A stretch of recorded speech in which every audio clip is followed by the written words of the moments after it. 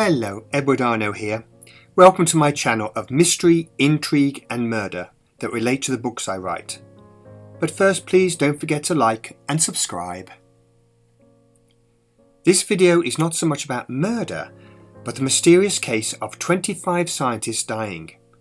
Although the verdict was allegedly suicide and coroners gave an open verdict, except for one person, I want to leave it to you and to what you think. The connection to Three Ring Circus, my second book, is Clownbrain Arno. He had worked at a government establishment on military secrets. While I was working at the Royal Radar Establishment in Malvern, England, and living in the hostel Park View, one of the scientists climbed on the roof of the hostel and allegedly jumped off, killing himself. The verdict was suicide due to a failed relationship. My room was in the lower part of the building and he fell just below my window. I personally never accepted it was suicide. He didn't seem to be the type to take his own life. How did he get on the roof? He would have had to go through one of the bedrooms. The hostel was full. Someone must have seen him, but no one said they had. I'm not going to go over all 25 scientists who died, though I have listed them here and hope that by bringing this up again, someday someone will find out the truth. In March 1982, 46-year-old Dr. Keith Bowden drove his car across a dual carriageway and down a railway embankment. He died instantly. It was claimed he was drunk, but the man he had been with before the crash, the police and a doctor, said he had not been drinking. The tyres on his Rover car had been changed. The new set were worn-out retreads. He was a computer programmer and scientist at Essex University, engaged on sophisticated military computer simulations for Marconi. The coroner's verdict was accident. 49-year-old Lieutenant Colonel Anthony Godley, head of the work-study unit at the Royal Military College of Science, disappeared mysteriously without explanation in April 1983. He had spent a night at a hotel in Dover, forgetting to pay his bill.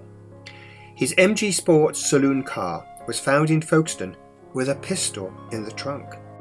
The yacht he owned, moored in Folkestone Harbour, went missing and has not been found. His wife's checked out of their married quarters in the Royal Military College of Science 24 hours after he disappeared. It is presumed he is dead, as he didn't collect the inheritance his father had left him. On November the 19th, 1985, Jonathan Walsh, 29, a Systems X and digital communications expert who worked at GEC and British Telecom Technological Executive, a secret research centre at Marsham Heath, Sussex. There are strong ties between GCHQ and the Martlesham Research Centre. He died as a result of falling from a hotel room in Abidjan, West Africa, while working for British Telecom. He had expressed fears that his life was in danger. After years of trying to find out the truth, a BBC documentary described the situation as a web of official contradiction, unhelpfulness and deceit. Jonathan's shoes, diary and watch were found in a room 2 floors above his. A message was scratched on the wall. British Telecom kills. Mom and Dad, I love you. Sell shares. BT killed by third party. If there is a God, he knows the truth, Hayes. British Teleconsult, once Walsh dead or mad. Abidjan, asylum or death, no chance of reaching England. Lionel Hayes was the team manager on the project for British Telecom Telconsult. The verdict of the coroner after 4 post-mortems was an open verdict. August 5, 1986. Vinmal Dajidhai, 24, was a computer software engineer with Marconi, responsible for testing computer control systems for the Tigerfish and Stingray torpedoes at the Marconi Underwater Systems at Croxley Green, Herefordshire.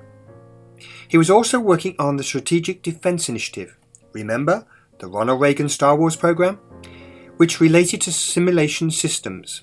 Vinmal told his wife he'd be working late and then drove 100 miles to Bristol, a city with which he had no known connection, and fell 260 feet from the Clifton Suspension Bridge over the River Avon.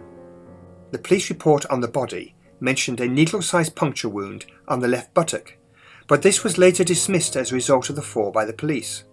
They also claimed his trousers were around his thighs due to the fall. For me, the puncture mark is very suspicious.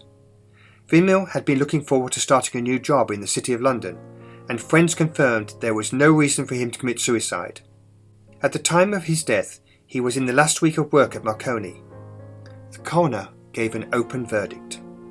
October 1986, Ashad Sharif, 26, was reported to have been working on systems for the detection of submarines by satellite. He died as a result of placing a rope around his neck, tying the other end to a tree, and then driving off in his car with the accelerator pedal jammed down.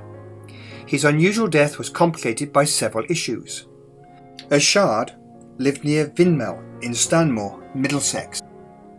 He allegedly committed suicide in Bristol and has spent the last night of his life in a hotel. He had paid for his accommodation in cash and was seen to have a bundle of high-denomination banknotes in his possession. While the police were told about the banknotes, no mention of it was made at the inquest, and they were never found. After his death, his father found a wheel hub spanner on the floor of the car. No explanation was given why the father wasn't allowed to check the trunk of the car. In addition, most of the other guests at the hotel worked at British Aerospace. Prior to working for Marconi, Ashad also worked for British Aerospace on guided weapons technology. The coroner's verdict was suicide. There seems to be too many unanswered questions. What happened to the money? Why did he drive the 140 miles to Bristol? Why was the wheel hub spanner on the floor of the car? Could it have been used to jam the accelerator? But by who? And why wasn't his father allowed to check the trunk of the car? At this year's California Crime Writers Conference, here in Los Angeles, I asked an FBI expert, could murder be dressed as suicide? Her answer was simple, yes, and it has been in many cases. February the 22nd, 1987. Peter People, 46, a scientist at the Royal Military College of Science. He had been working on testing titanium for the resistance of explosives and the use of computer analysis of the signals from the metal.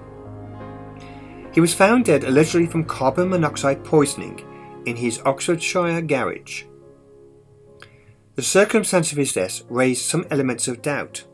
His wife found him on his back, with his head parallel to the rear car bumper and his mouth in line with the exhaust pipe, while the car engine was running. Police were apparently baffled as to how he could have manoeuvred into the position in which he was found. It was confirmed that Peter showed no signs of stress, which had caused him to commit suicide. His death followed the somewhat similar death of another scientist, Dr. John Britton. At the time of his death, Peter no longer worked at the Royal Military College of Science and had moved to a research department of the Ministry of Defence. Interestingly, both Peter and John Britton had both worked at the Royal College of Military Science, and furthermore, both had been on a recent trip to the United States in connection with their work.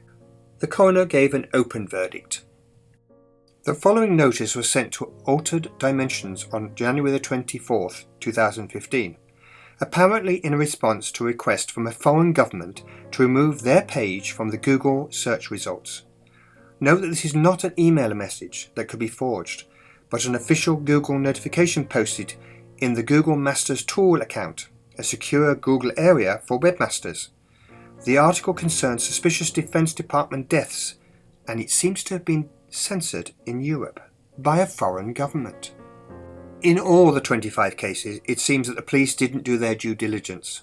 Since the late 1980s, a lot of information about these cases has been expunged from the internet.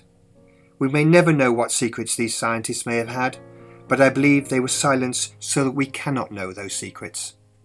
I'm not going to spoil the book Three Ring Circus for anyone who has not read it. I have suggested in the book that the police are deficient and even devious. They also conclude murder-suicide as the cause of the deaths. In the book, National Security and Official Secrets Acts are used to hush up the truth. The same went for the scientists. Governments like to hide behind a wall of secrecy. Of course, until the whistleblower has the courage to speak out. I hope you enjoyed my story and will like, subscribe, and if you have not done so, remember to ring the bell icon so you get notified when I post a new video. I would like to hear from you, so please leave a comment and please share with your friends. Coronation Souvenir Thrilling Circus is available on Amazon worldwide. Thank you for watching, and I hope to see you again on the next mystery, intrigue and murder blog.